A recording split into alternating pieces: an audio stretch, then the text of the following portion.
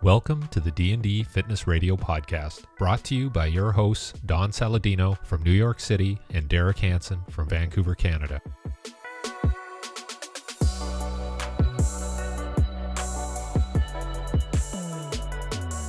And then I think about a week later is when I get on the plane to go to Munich, and I'll be there. I land Wednesday, the 14th. I think it's the 14th or 15th. I think it's the 14th.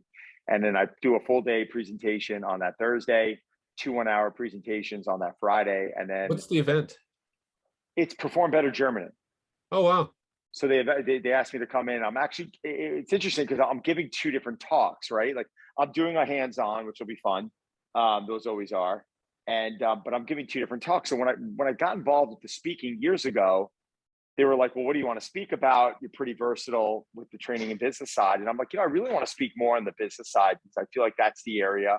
Like everyone thinks they're the best coach and everyone's learning from this one and that one. And I just feel like it's kind of more of a differentiator. I feel like there's more of a void that needs to be filled in the fitness market when it comes to business. I mean, honestly, like I'd say 95% of the fitness professionals I get around, they don't really know that next step. They don't know how to, the things to do, like the basics. So I'm actually giving a full day workshop on superhero training, which is the first one I'm giving. It's like my whole entire, like, it's like my breakdown on the 3 different categories that I've trained, like athletes, bodybuilders, and then people for these superhero roles. And the differentiator between the 3 of them, I go into everything from nutrition. I go into everything from metabolic flexibility and carb cycling, metabolic flexibility. I go into programming. I go into, just things to think about when these people are on the road, the difference between training athletes and celebrities and why I believe training a celebrity is more difficult, right? Like it's more difficult because the schedule is more, no, seriously. I agree. I agree. And I really do. It's like you have an athlete who's great in their craft. You have an athlete where you really know the schedule in advance. Yes, injuries can occur, but a lot of my actors are doing their own stunts. Ryan Reynolds broken his back, his neck, like doing his own stunts. And what's wild is they have to adapt their bodies for roles. So they have to pick up new skill sets, during a film. Maybe it's sword fighting. Oh my God, that becomes an additional stressor. Now they got to learn how to sword fight 2 hours a day on top of trying to fit training in, on top of shooting for 15 hours a day. Like they can go to a call time and be there at 7 a.m. and a camera could break down. Now they're on set for an additional however many hours. Now they're working late into the night. It's like Liev Schreiber, when I was training him during Ray Donovan, would be shooting during the day. And then out of nowhere, Friday, Saturday, and Sunday had to be overnight shoots. Like there are things in here that athletes just don't necessarily have to deal with.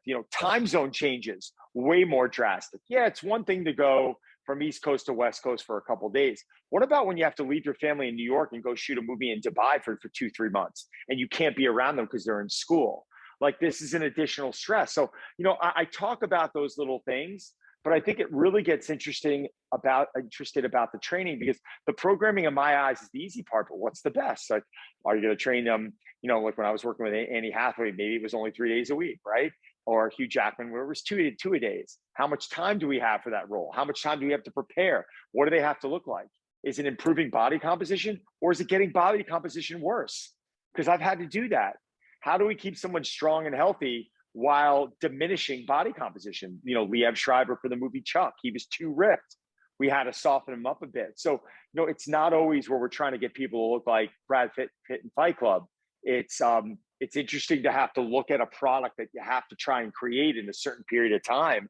And then there's all these other variables that get thrown at you. And it becomes a huge challenge.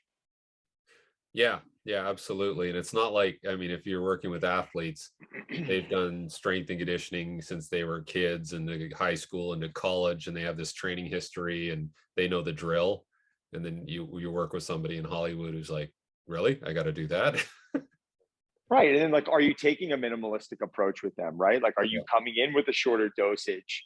They're going to be turning around and looking at you going, really? That's all I got to do today? I've got 4 weeks to prepare. Like, you got to give them a little bit of what they want while you're doing a lot of what you want.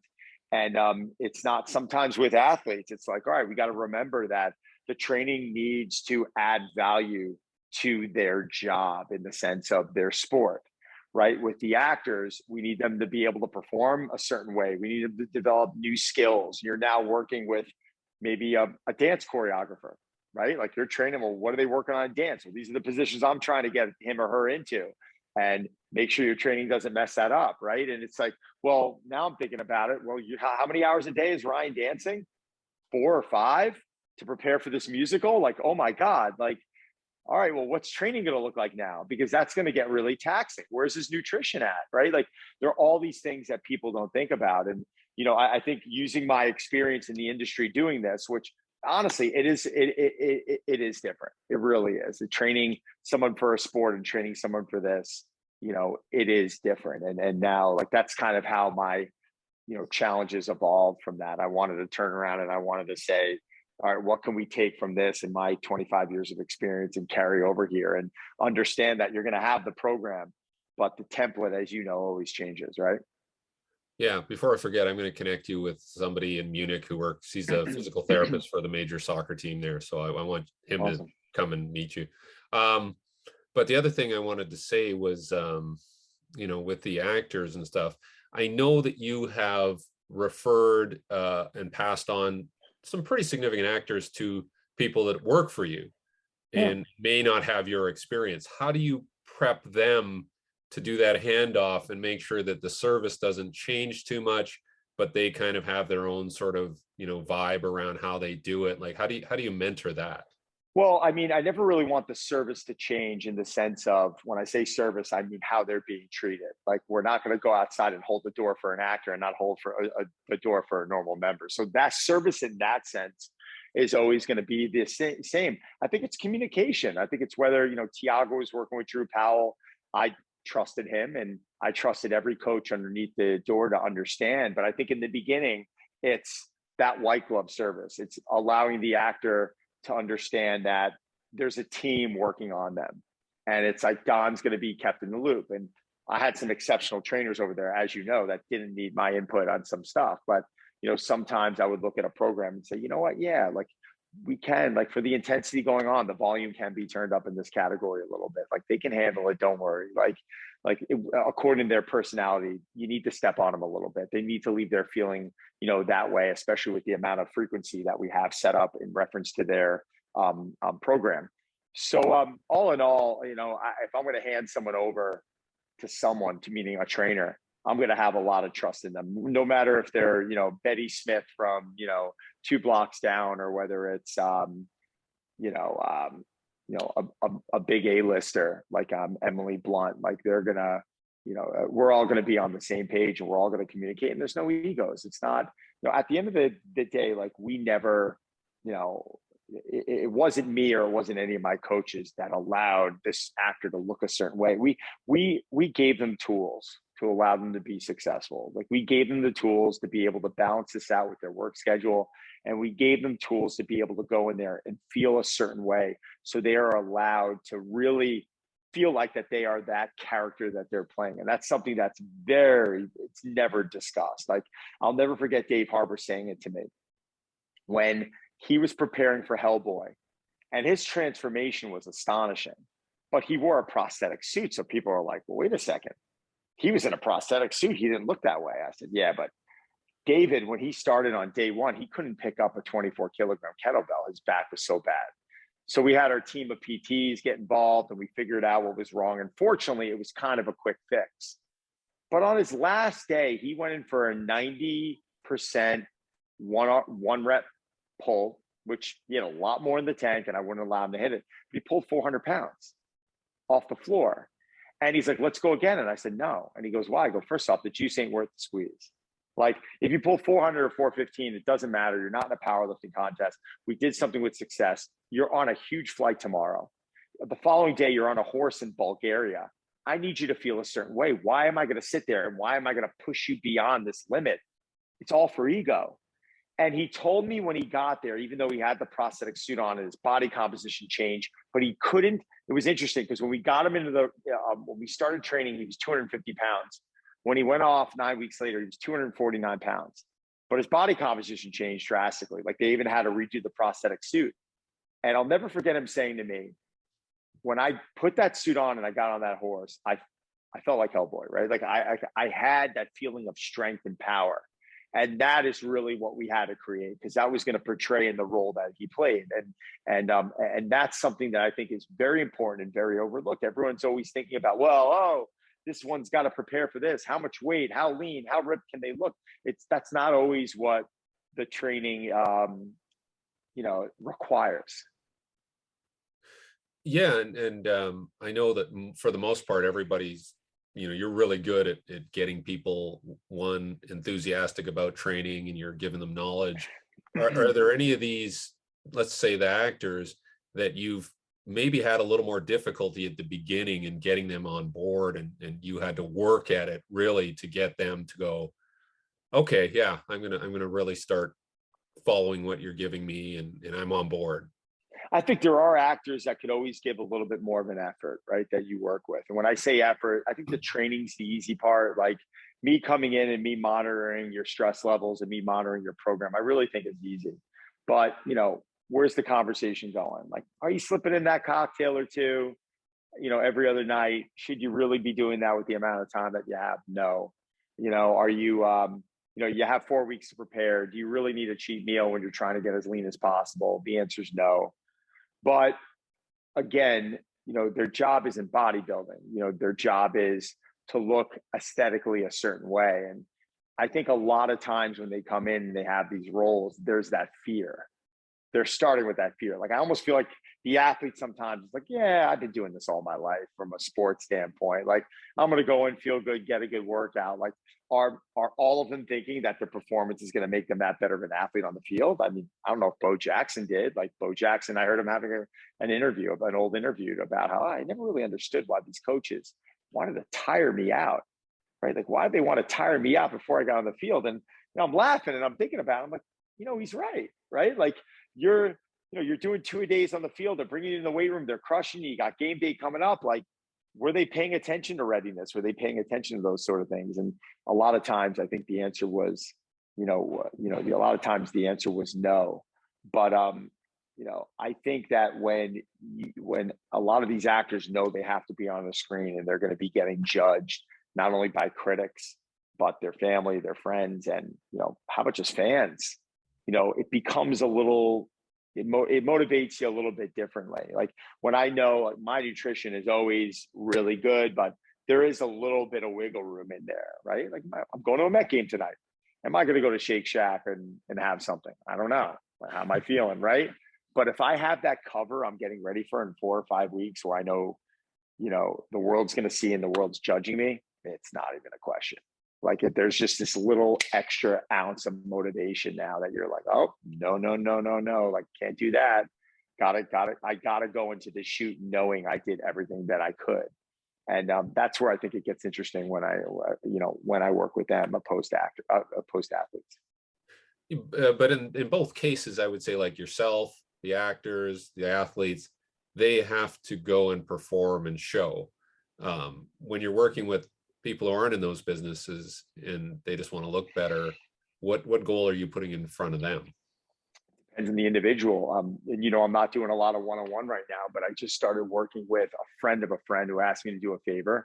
The man is, as of about 8 days ago, he was 512 pounds. And they were looking at him in the hospital saying, you're not going to make it. So I bring the guy in and they're like, would you talk to him? And immediately, I don't know what's going to show up, right? Like, I don't know, is this guy going to be standoffish? Is he going to see a cover of mine hanging on the wall and get pissed off or discouraged? Or are we going to be able to really sit down and have a conversation? So the first day was really just bring him in and sit down and have a conversation. And I asked him a question. I said, let me ask you a question. Steps. How many steps do you think you're getting a day? He goes, Don, I know because I was using my phone, I haven't exceeded 400 steps in a day in 10 years. So I said, wow. I said, okay. I said, what about water? It's kind of irrelevant. I said, all right, man. I said, we're going to focus on, I really said 3 things.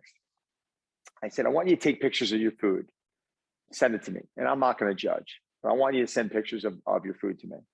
He said, done. So what else? I said, we're We're going to work you up. You're 5'12". We're going to work you up to 200 ounces of water a day. We're going to see how that is. But I want to see how I didn't even use the number 200 out of the gate. That's unfair. I said, I want to measure your water consumption. So he started measuring it in ounces. And he was immediately like on day one, was that like 140 ounces, 150 ounces. He said, let's push 200 ounces. It was a number I made up because half your body weight in ounces. Ideally, if he was at 250, let's get to 200. Let's see how his body responds. Let's make sure he's not going to the bathroom every 5 seconds. And I said, and steps. I said, I want to slowly start increasing your steps. So I want to read off to you. I kept a little journal over the last 8 days, and I think this is really important to hear. 512 pounds, May 17th. Day one, he went from 400 steps, day one, to a 10-minute and 3-second walk in here back and forth. 10 minutes and 3 seconds for someone, right, who has only walked for 400 steps. He started with his water. And by the way, within 2 or 3 days, he worked up to 200 ounces of water. So we have him at 200 ounces of water over the last week. Day two, 11 minutes and 44 second walking. Day three, 15:30. Day four, 20 minutes and 16 seconds. He did tricep pushdowns, bicep curls, face pulls, and side raises, 1 set of 10 each. Great, getting the guy moving, right? Day five, 22 minutes and 15 seconds. Seated hammer curls, one arm shoulder press is seated, side raises, cable chest press, one arm cable row, tricep pushdowns, med ball chest pass, 1 set of 10 each, 90 total reps. So we're working our way up. Day six, I'm not going to bore you guys with all the details, 25 minutes and 17 seconds with an increased volume with his full body work on the cable machine, 78 total reps. We brought him down a little bit. Day seven, we broke 30 minutes, 32 minutes and 2 seconds. We added in 2 sets of everything now. May 26th, which is what, 2 days ago? Was it right? He weighed in, he went to the doctor. Yesterday. So yesterday he weighed in. He lost 37 pounds. Wow. 37 pounds in the week from walking, water consumption, sending me pictures of his food. On top, obviously, he removed processed foods. And he was eating chicken, lean cuts of meat, protein, vegetables, removing all the shit, some sugar-free jellos in the evening.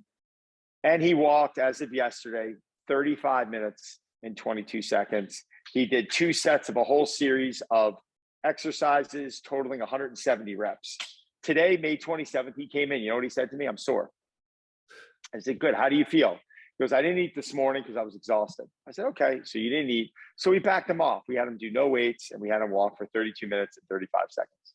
And that's where we're at. And he knows right now that he might have some cravings later on because he backed off that meal. He's going to get a meal right now. But our goal now is never less than 30 minutes a day of straight walking. And what do we really do to recreate the wheel here?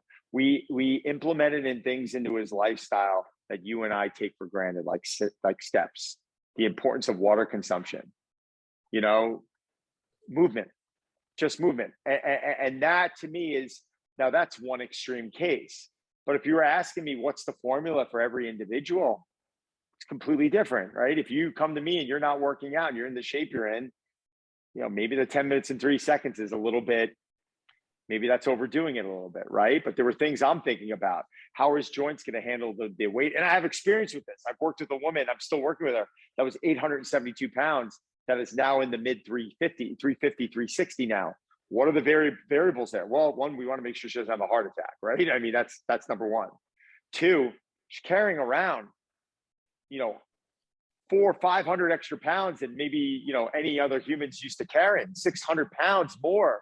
Like that's going to play a toll on your feet, your joints, your knees, your mindset. Like there's things we have to think about. So now I'm really juggling, all right, how's the body holding up? But how's this holding up? So we're monitoring heart rate, we're measuring blood oxygen level, we're doing specific things. So every individual is completely different, as you know. Yeah, I just listening to that is amazing because I put on a 10-pound weight vest and I do some tempo runs or drills, and it's exhausting. 10 pounds. He's carrying 5. The guys now he's carrying 475. Are we going to see that type of result every week? I don't know. I mean, I don't know. Like, I don't know how he is so motivated and so obsessed with this process. When we schedule every day, can you do this time? He looks at me and he goes, I can do whatever time you tell me, which is something that most people don't say. And there's a level of determination in that individual right now, which is making me to believe that we can really get him down to live a life of normalcy, which is what his main goal is, the things that we take for granted. Bringing him downstairs in the barn. He hasn't seen it yet. Why? Because that would be a little too much for him to get down those stairs right now. So getting him to that level of normalcy. But I can tell when someone comes in, and I'm sure you can too at this point. Like, come on, are you wasting my time? Are you serious?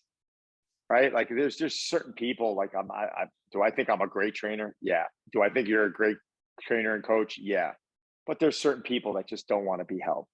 They're going to come in here and they're going to argue. They're going to throw up excuses. I had a guy call me for advice the other day, and I hooked him with a meal delivery service. And he says, well, what about alcohol? I said, really? You're really going to talk to me about this right now? Like, what do you think? Like, am I saying you can never have a drink for the rest of your life? No, I'm not saying that. But right now there's a mindset. Like, what are you thinking? This other guy drinking, he goes, I wouldn't even consider it. Well, what about going in eating job? I wouldn't even consider it. This is what I have to do. I'm going to do what I have to do to get back here. I am in your hands now. And it took a couple of days to earn that trust in him. But now hopefully we can continue doing that. But most people, they're already trying to find, well, I have this event, in 2 weeks. And I'm like, yeah, it depends on what you look like, right? Like, if you're in fighting shape and you're built like Sebastian Stan and we're getting him ready for Winter Soldier, could he go out and have a cocktail on his friend's wedding when, he's got a shirtless scene in a month? He could. He chooses not to. But someone who is trying to change their life, and they're trying to legitimately change their entire mindset, you haven't earned the right for that yet. Like, just because some doctor's telling you, yeah, you can do whatever you want. But like how serious are you about this? Right. And I think the psychological piece to all this is the most important part, because you got to really look at who you're dealing with. And, if it's a job, then it's a very easy answer from you. You're preparing for this role in 4 weeks. Don't embarrass yourself. And then suddenly they're like this, like, oh my God, like, that's an interesting way of putting it. But if it's someone who's trying to make a lifestyle change, like, yeah, sometimes you got to take that minimalistic approach and then eventually have them improve. But a lot of times on day one, I could tell, like, if they're actually serious and then how I have to approach them moving forward at that point. Yeah, and I know that you're launching a recent summer program, one of your challenges. Yeah. And obviously it has some of those elements in there. I saw that there was videos on nutritional guidelines and all that. And so how do you organize that? Walk us through that. And I know it'd be nice for people to sign up and experience it, but can you walk us through that, how you put it together and what you're trying to get out of it? I think it's 4 weeks. What you're trying to get out of that 4 weeks. Yeah, so we launched this through the pandemic. It became a massive success. I mean, discussing the back end of it is one thing. I'm not going to bore people with it, but I think the area that people are most interested in. What did I want to do? I wanted to establish a level of community during a time where, and that's why it's become a massive success. I mean, I'll go through the numbers of people who are in it, but I think establishing a level of community at a time where people are really struggling, people are really lost, and they're a bit scared, right? And a lot of people were going in the reverse direction of, well, it's the pandemic, let me drink and let me eat, and this is like, there's more important things in this world. And then you see people putting on that pandemic 15 or pandemic 20. It went from the freshman 15 to the pandemic 15, and we saw that it was very common. But I wanted to launch this program that was bringing people together who really wanted to kind of keep things in check a bit. So they're receiving a 4-week program with a full video library. They're receiving my nutrition guide. And there's 4 approaches to the nutrition guide. It's really simple. You don't have to count macros. At the very least, measure with your palm, your hand, your fist. A very simple approach. and we can get pretty complex into it if we need be, but there's an option for everyone. I then have bonus workouts, and I have a private Facebook page. And this is where I think it becomes a lot of fun. Now, everyone communicates on that Facebook page, and every month you probably, if we have 700 or 800 people sign up for the Facebook group, you have an additional 200-300 people who are in the overall program that don't want access to the Facebook group. But I think this month we have 500 people in the Facebook group. So that's 500 people communicating with each other. So what they do is sometimes they all team up, and they'll have like the AM crew or the PM crew or the midday, like the mid-afternoon crew. And, people are able to actually connect with challengers in over 40 countries, and they can work out with other challengers virtually, but they're doing my program. Now I think this is the best part about it is every morning you receive a daily video from me. And on that video, I'm answering every challenger's question. If there's 1,000 challengers on the group and I have 200 questions, I'm either answering their question in the comment section if they request comments because they don't want to watch the video, or the video. So I can put up a video every morning that could last anywhere from 10 minutes to an hour, depending on what week it's in. Normally the first week we're answering a lot more questions. And I'll turn around. Hey, Derek, question number 1 is Derek Hansen. Derek asked about the ketogenic diet, in my opinion. This is my opinion on it, and blah, blah, blah, blah, blah. Or, Rob Milano over here, he asked about, he's getting back pain in doing the RDL. Well, Rob, first things first is if you're feeling pain, you should always see a physical therapist. But if you don't mind, why don't you put the video up of you performing the movement, and I'll see if there's any quick critiques. And then he'll put the video up on that video, and then the following day I'll answer his or her question. So I answer questions Monday through Friday for every single challenger. Every Wednesday night from 5 to 7 p.m. Eastern Standard Time, I answer questions live on a Zoom call, and we'll never see less than 100 people on a Zoom call. I have anywhere from 100 people to 800 people on a Zoom call. And we do celebrity, charity challenges where Sebastian Stan and I just did a challenge, and we raised money for the Ronald McDonald House, where I personally donated $10,000 of my money. I match whatever the amount of money that we raised from the challenge. So we raised 10 grand. I put up 10 grand. I did one for Blake Live with the Child Rescue Coalition. I did one for Seb the following year. Annie Hathaway wants to do one with me coming up. It's a great way to be able to tie the celebrity challenge in there. So, we're, at times during the year, we're able to raise money for some charities, but we're able to get people moving, and we're able to get people really discussing, not only their fitness and wellness questions, but maybe just issues. Maybe they don't have much inspiration. Maybe they need, or they want to communicate with a group of people that they feel like that they're very similar to. And it's amazing the amount of friendships that have been developed from this. I'm actually hosting my second retreat in Puerto Vallarta. We rented an island. We actually rented a private island, and we have 80 of the challengers that are coming in to go through a week of training with me, nutrition with Coach Adam. We're going to have activities in the afternoon. And we hosted one last year in Costa Rica, which was a big success. So we decided to kind of up our game a bit. So yeah, it's been fun. It's been fun to really create this challenge. It's been fun to see over 40 countries participating, and the number continues to grow. I remember in the first year, we had about 3,000 different challengers participating. And in the following year, we doubled that number, and we're going to increase that number this year as well. So yeah, it's been awesome.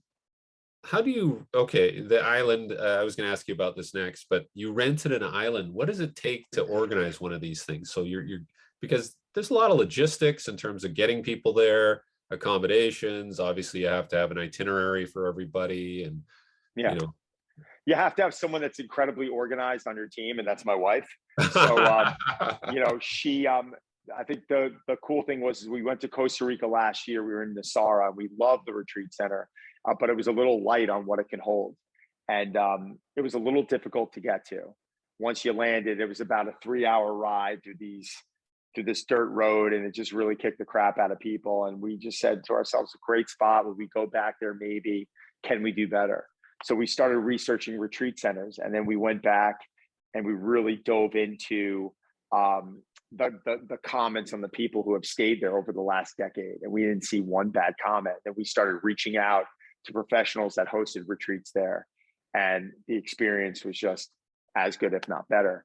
And then we started, we got in contact with the retreat center, and we, figured out a deal, and that was it. And then at that point, once you establish a deal and you got to lay a deposit down, which is always a little nerve wracking because you're always saying, "Oh my God, are you going to get people to show up?" And fortunately, we did. But at that point, then, yeah, it was organization. It was when are the flights getting in? What are the meal times? When are the activities going to be? What are the extra activities that people can sign up for? What are those? Creating almost a private website for the challengers where they can go and see and really, to decide whether they want to experience it or not. What are the different types of rooms? What are the costs per rooms? How difficult is it to get on and off the island, right? Like, these are all questions that are really, really important. And, we figured it out, and, we'll be hosting our second DonCon 2022 at the end of July. Wow, that's amazing. Like, I think of the stress involved in just organizing my course on a weekend. And now you got people flying to an island, essentially a different country. From all over the world. Last year in Costa Rica, we had this one woman, Melanie. She had to travel over 20 hours from Germany. Wow. Because of COVID, she couldn't fly to the US. She had to connect somewhere else. I don't even remember where it was. And, it was 20 hours for her to get there. So that makes us feel good. That I think a lot of the challengers are valuing what we're doing, and they're valuing the community as much as they did. And I mean, 9 out of 10 challengers who said that this is something that they never really would have thought they would have been into. I got to be honest, I'm into it. I mean, that's what I think it becomes a lot of fun, because you see how it's changing people's lives, and you see how, Wednesday nights bringing on a guest speaker like yourself to talk about running, or Dr. Gabrielle Lyon, to talk about, nutrition, functional medicine, Coach Adam Ross, or a breathing expert, or a sleep expert like Dr. Rebecca Robbins. Like, I'm bringing in all different people, from different areas of expertise. Joel Totoro, the head of sports science from Thorne, to come in and discuss supplements, not talk Thorne, not talk about, not selling Thorne product, but what questions you guys have on supplements. And I'll give you some good research behind it. So that's been fun also, to be able to provide that educational component to it. By the way, you got to come on as one of my guests. Anytime. Right, so let's do it this month. If you're cool. Yeah. Even if you want me to do like a 20-minute something or other at the DonCon, I'll do it. For FaceTime. Fantastic. I think we should do it. So we actually started implementing something I call into the programs this next month, called Field Day. And Field Day is just our way of being able to implement some of that elasticity work, A skips and high knees, and getting them moving on their recovery days, on their Wednesday and optional Saturday. So it's been fun. So I think it'd be a great opportunity if we can get you to come in on one of the calls in the next few weeks. And we had to move some of the times because of my Germany. But we can do like a Tuesday, a Monday, or there's a Wednesday towards the end of the month to discuss it. Perfect. All right. Done. Thank you. Yeah. Well, that's exciting. You're obviously busy this whole summer, and hopefully I can get out there and meet up with you sometime. So yeah, I think what we can even do is I want to talk about running mechanics. I want to talk about the importance of, getting the body to move with these drills and things to think about. So if we even need, I think we could set up like a speaker view like this, where if you want to even walk me through specific drills, right, and critique and talk about and like coach, I think that could be helpful. I mean, I don't know if you want to sit there and go through drills. I don't want to put you through that. I think it's better if you talk. Like, Don's going to do this. Yeah, I think that'll be fun. So we'll do that Wednesday, June 8th, 6:15 to 7:15. Yep. All right, brother. You're the best. We can even use your sled and put some light weight on it. Do it with the drills. Talk about drills, but I want to do some things that are really applicable to most people, like stationary stuff. Yep. And taking these drills and why it's so important. No problem. All right, you're the best.